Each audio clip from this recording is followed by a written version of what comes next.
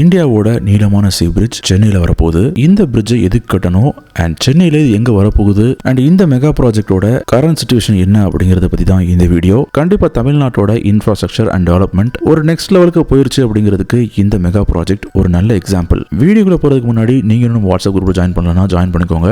டிஸ்கிரிப்ஷன்ல லிங்க் இருக்கு, செக் பண்ணி பார்த்துக்கோங்க. திடீர்னு யாராவது நம்மளை கூப்பிட்டு கடல்ல ஒரு பாலம் அப்படின்னு சொன்ன உடனே நம்ம மைண்டுக்கு முதல்ல ஞாபகம் வரக்கூடியது எது அப்படின்னா கண்டிப்பா ராமேஸ்வரம் தனுஷ்கோடி இருக்கிற பாம்பன் பாலம் தான். ஆனா பாம்பன் பாலம் அப்படிங்கிறது இந்தியாவோட முதல் நீளமான பாலம் கிடையாது, ரெண்டாவது நீளமான பாலம். இந்த பாம்பன் பாலத்தோட டோட்டல் லென்த் எவ்வளவு அப்படின்னா 2.07 கிலோமீட்டர்ஸ். ஆனா இந்தியா லெவல்ல நீளமான கடல் பாலம் எது அப்படின்னா கண்டிப்பா மும்பைல இருக்கக்கூடிய பந்த்ராவர்லி சீலிங் பாலம் தான். ஏன்னா இந்த பிரிட்ஜோட டோட்டல் லென்த் எவ்வளவு அப்படின்னா 5.6 கிலோமீட்டர்ஸ். இந்த கேட்டகரியில இதே மாதிரியே சென்னையில இப்ப புதுசா ஒரு பாலத்தை கட்ட போறாங்க. கண்டிப்பா இந்த பாலம் இந்தியாவோட ஒரு நீளமான பாலமா வரும் அப்படிங்கறதுல டவுட்டே கிடையாது. பாம்பன் பாலம் அண்ட் மும்பையோட சீலிங் பாலம் கேட்டகரியில கண்டிப்பா இந்த சென்னை பாலமும் வந்துடும். இந்த சென்னை சீ பிரிட்ஜ் ப்ராஜெக்ட் பொறுத்த வரைக்கும் இந்த ப்ராஜெக்ட் கவர்மெண்டோட ஒரு ட்ரீம் ப்ராஜெக்ட் அப்படின்னு சொல்லலாம். ஏன்னா இந்த ப்ராஜெக்ட்டை பத்தி இப்போ இருக்கிற தமிழ்நாடு கவர்மெண்ட்டும் சென்ட்ரல் கவர்மெண்ட் மோடி அவர்கள் கூட ஒரு மீட்டிங் நடத்திருந்தாங்க. அந்த மீட்டிங்ல என்ன முடிவு பண்ணிருந்தாங்க அப்படின்னா சென்னையில ஒரு சீ பிரிட்ஜ், அதுவும் இந்தியா லெவல்ல இருக்கக்கூடிய ஒரு நீளமான சீ பிரிட்ஜை கட்டுறதுக்காக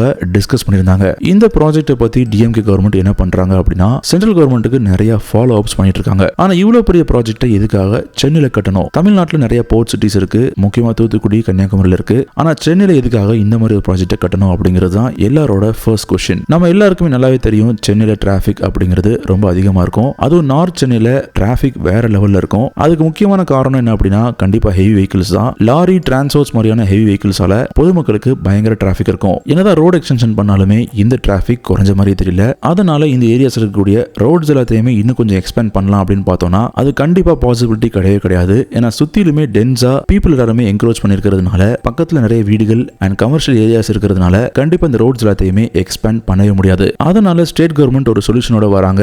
அந்த சொல்யூஷன் வேற எதுவுமே கிடையாது. இந்த மாதிரி டிராபிக் கன்ஜெஷனை கம்மி பண்றதுக்காக நாம சென்னையோட கடல்ல ஒரு பாலத்தை கட்டிட்டோம் அப்படின்னா கண்டிப்பா இந்த டிராபிக் கன்ஜெஷனை கம்மி பண்ணிடலாம். அது மட்டும் இல்லாம சென்னையில டிராவல் டைம் அப்படிங்கிறது கிராஜுவலா கம்மியாயிரும். முக்கியமா இந்த பாலம் கட்டுறது எதுக்காக அப்படின்னா எல்லா ஹெவி வெஹிக்கிள்ஸுமே இந்த பாலம் வழியா தான் டிராவல் பண்ணி போகணும் அப்படிங்கிறது தான் சென்ட்ரல் கவர்மெண்டோட first objective. National highways authority of India கிட்ட இந்த ப்ரொபோசல் கொடுத்திருக்காங்க. சோ இந்த பாலம் எங்க லொகேட் ஆக போகுது அப்படின்னா சென்னையோட கேட் நம்பர் 1ல ஆரம்பிச்சு மணாலி ரோடு, திருவொற்றி ரோடு ஜங்ஷன் வழியா எர்ணாவூர் ஜங்ஷன் வரைக்கும் தான் இந்த பாலம் வரப்போகுது. இந்த பிரிட்ஜோட டோட்டல் லென்த் எவ்வளவு அப்படின்னா கண்டிப்பா மும்பை சீலிங் பிரிட்ஜோட கூட 7.6 கிலோமீட்டர்ஸ். இந்த பாலத்தை கட்டி முடிச்சிட்டாங்க அப்படின்னா இந்தியாவோட one of the most lengthiest பிரிட்ஜா கண்டிப்பா இந்த பிரிட்ஜா தான் இருக்கும். இந்த பிரிட்ஜ்ல ஆர்கிடெக்ட் பெர்ஸ்பெக்டிவ்ல ஒரு முக்கியமான விஷயம் இருக்கு. அதாவது இந்த பிரிட்ஜ்ல சஸ்பென்ஷன் டெக்னாலஜி யூஸ் பண்ண போறாங்க. அமெரிக்கா இருக்கிற சான் பிரான்சிஸ்கோ பிரிட்ஜ் மாதிரியே. இந்த சஸ்பென்ஷன் பிரிட்ஜ் எந்த இடத்துல வரப்போகுது அப்படின்னா சென்னையில இருக்கிற காசிமேடு ஃபிஷிங் ஹார்பர் பக்கத்துல தான் இந்த சஸ்பென்ஷன் டெக்னாலஜியை கட்ட போறாங்க. 3 இயர்ஸ்க்கு முன்னாடியே நம்மளோட ஸ்டேட் கவர்மெண்ட் சென்ட்ரல் கவர்மெண்ட் கிட்ட இந்த ப்ராஜெக்ட் உண்டான ஃபீசிபிலிட்டி ரிப்போர்ட்டை கொடுத்திருந்தாங்க.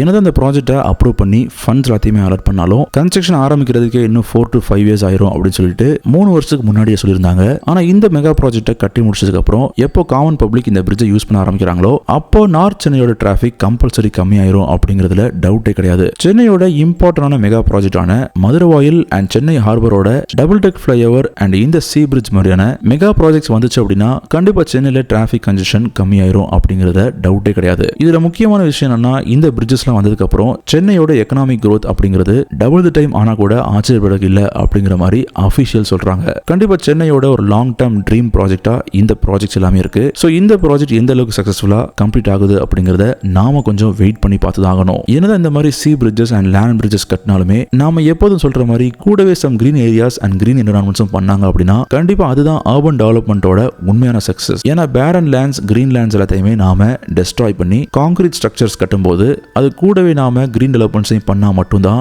நாம என்விரான்மெண்ட்டுக்கும் நேச்சருக்கும் சேஃபா பேலன்ஸ்டா லைஃபை சஸ்டைன் பண்ண முடியும். சோ இந்த மெகா ப்ராஜெக்ட்டை பத்தி நீங்க என்ன நினைக்கிறீங்க அப்படிங்கிற உங்க கருத்துக்களை கமெண்ட்ல ஷேர் பண்ணுங்க. இந்த வீடியோ பிடிச்சிருந்ததுன்னா நம்ம சேனலுக்கு சப்ஸ்கிரைப் பண்ணிட்டு பக்கத்துல இருக்கிற பெல் ஐகானை பிரஸ் பண்ணி ஆல்ல போட்டுக்கோங்க. அப்போதான் நம்ம போடுற எல்லா ப்ராஜெக்ட்ஸ் பத்தியான வீடியோஸ் உங்களை வந்து ரீச் ஆகும். நெக்ஸ்ட் வீடியோல நான் உங்களை மீட் பண்றேன். Until then, bye.